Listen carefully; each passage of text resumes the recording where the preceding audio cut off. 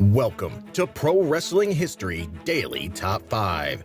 I'm your host, the eclectic gentleman, Stephen Watts, and join me as I count down the top 5 moments for this day in pro wrestling history. But before we get started, don't forget to like, share, and subscribe.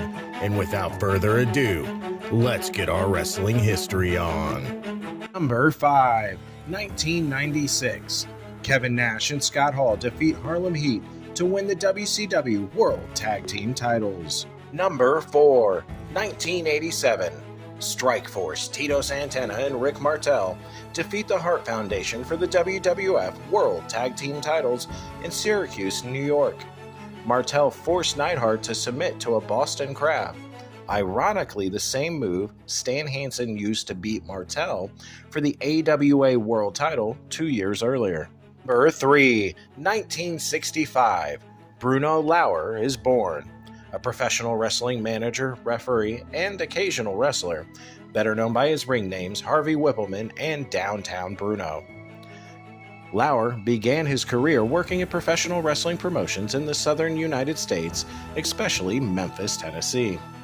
In the 90s, he debuted in the WWF, where he managed wrestlers such as Sid Justice, Kamala, Giant Gonzalez, and Bertha Faye. In 2000, he became the first and only man to win the WWF's Women's Champion, thus technically making him a one-time Wrestling World Champion.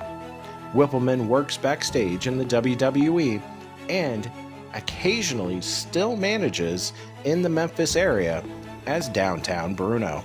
Number 2, 1991.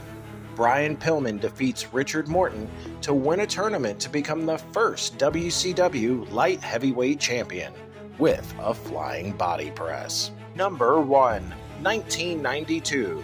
Shawn Michaels defeats Davey Boy Smith for the WWF Intercontinental title in Terre Haute, Indiana.